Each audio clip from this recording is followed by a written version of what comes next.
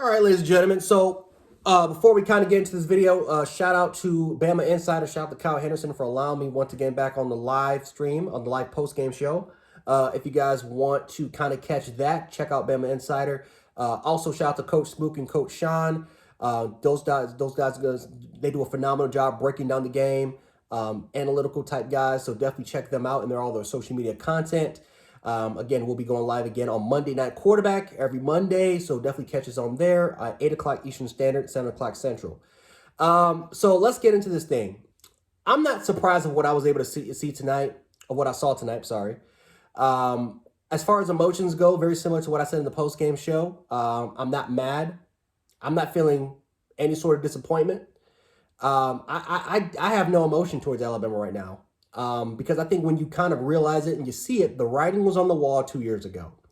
The writing was on the wall 2 years ago during that 2021 season. And we kept believing as Bama fans that they were going to get back to it and that they were going to see the Bama standard and that eventually all these recruiting classes were going to form in and trust Saban, believe in Saban, trust the process, blah, blah, blah. We kept believing it as Bama fans. But we didn't, and I think that deep down inside, we always knew that something like this could happen. I mean, eventually we all knew that something like this could happen, but we didn't know it was going to happen this soon. Not with all that talent that we've had. We've had in the last 3 years some of the greatest recruiting classes, talent per player in Alabama school history.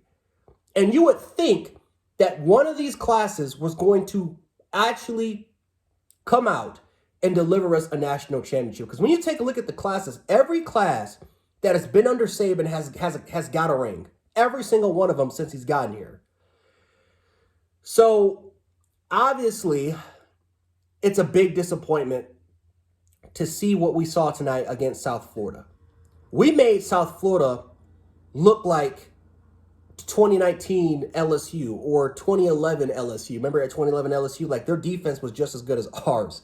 I think we were just a little bit better, but their defense was just as good as ours. We made them look like 2011 LSU. It seemed like it looked like Michael Brockers was on the football field from LSU. It looked like, I think, number 0, who had 3 sacks as a defensive back. He looked like Tyrann Mathieu or Jordan or Reed or Eric Reed flying all over the football field. It was crazy to see. It was really crazy to witness. But at the end of the day, despite everything that happened during that football game and how pretty much Jalen Miro pretty much made us look like fools. A lot of his doubters, including me, who I said that, yeah, we need to potentially get rid of him and try to get Ty Simpson in there because the offense doesn't fit Milroe's tendencies, which, let's be honest, it doesn't. The offense doesn't fit Milroe's tendencies. I think Tommy Rees wants to run a type of style that Buckner and Simpson would actually excel in. The problem, though, with that is that Buckner sucks. Buckner is just extremely inaccurate. Buckner can read, but he's just extremely inaccurate. And his mechanics are completely flawed. And with Simpson, he's completely green. He's completely inexperienced. And he just doesn't have enough reps under his belt and enough experience under his belt in order for him to become that quarterback. Because you saw a lot of freshman-like mistakes that, of course, he is a redshirt freshman, only he could make. So you don't have a choice at this point but to start Jalen Miro. Whether if you like him or you don't like him, you don't have a choice, right? He might not be the best thrower. He might not be the best quarterback as far as going through his progressions or reading or reading the field or scanning the football field and going through each and single read at a quickly and timely manner. But Jalen Miro is at least the best athlete you have on the field. Jalen Miro can at least make plays with his legs, and Jalen Miro is at least accurate enough to get the ball to his teammates. The only problem with Jalen Miro is that, again, he's got to do a better job at reading coverages and obviously scanning the football field, going through his progressions quickly, and of course timing a lot of his throws. But he has a better deep ball than Buckner. And Ty Simpson, of course, he's got to gain more experience through this offense. So you don't have a choice. And I'm not even going to talk about Dylan Lonergan because if you saw that Ty Simpson was like that, imagine what Dylan Lonergan is going to go through the same thing. And he's not mobile. So you don't have a choice but to start Jalen Miro at this point. And again, what if you Tommy Rees?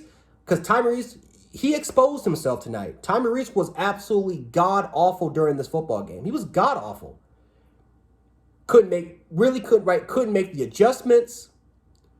You saw a lot of selfish and stubborn ball tonight. When we had a lot of success running the football, he decided to drop back with Simpson, and he decided to keep going with Buckner, even though that the passing attack really wasn't working. The only thing that was working was the power run game. And he decided to go away from it whenever Alabama was getting any sort of momentum. So I thought that Tommy Rees got exposed tonight, even though I think last week he called a much better game and he made a much better better job making adjustments. Jalen Milroe just couldn't read. But now this time, when the quarterbacks that supposedly he wanted to be in there, that his offense could fit, that his offensive scheme, these quarterbacks can fit, he didn't make the right sort of adjustments. And he didn't really, and honestly, I think play calling and designing really wasn't great. And these quarterbacks couldn't get them the football. So again, you got to start Milroe. You don't have a choice. Offensive line was egregious. I'm not gonna stay too much into it. They were egregious. I don't know what happened to Booker. I don't know if he was hurt or not, but for the most part, that offensive line looked egregious. Every single one of them looked horrible tonight. Every single one of them. And I don't know what sort of formation, what sort of scheme, what sort of, what if it's, I don't know, maybe it's the concept. Maybe it's the scheme. I mean, we're more of a zone blocking team compared to what we used to be, but something's not working. We got all that size of 330 pounds for nothing. And I don't know, honestly, what we need to do to try to improve it. We're not a pass pro team. We are a run-based football squadron, whether you like it or not. And that's why Milroe needs to start. But obviously, this is something that Alabama needs to fix. And honestly, I don't know if they can fix it. Because we keep, as Bama fans, we keep trying to rush the process. We keep trying to rush this team to becoming what they're not. And that's a national championship contender. They want to bring Murderball back. They want to bring the standard back. They want to change their philosophy, and we think that they can do it quickly. But the fact of the matter is, ladies and gentlemen, they can't. Not this quick. It's going to take time. It's going to take a process. And it may not happen until next year, maybe a year after. But guys, it's not just what's going on the football field that needs to change. It's what's going on in that locker room. It's what's going on off the field that also needs to get better. And maybe that's a change of personnel. Maybe that's another coaching overhaul. But whatever the situation is, it's something that's happening internally and it's something that's happening externally. And that's something that that's not going to get fixed overnight. That's going to take a process for them to get fixed. So I think the one saving grace that I think happened tonight, ladies and gentlemen, was the fact that this football team got exposed. We thought Texas exposed them, but everyone kept saying, well, maybe Texas is a top 5 team. Well, they're struggling against Wyoming right now.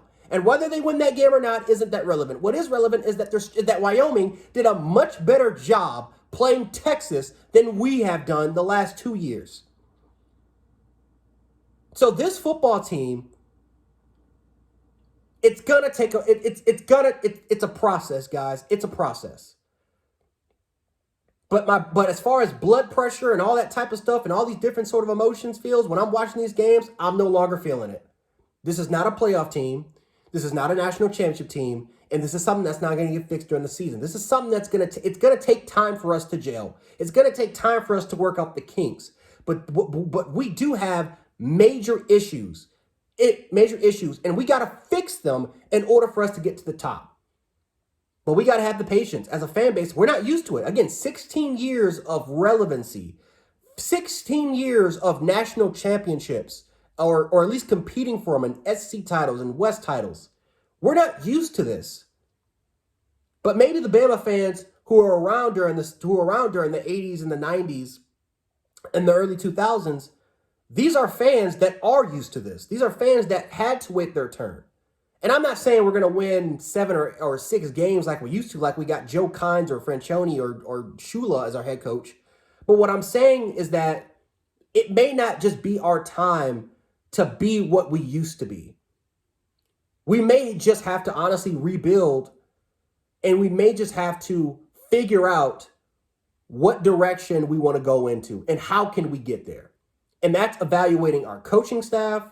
That's evaluating the entire Alabama staff as a whole, and that's evaluating our personnel and our future and what players that we should be recruiting.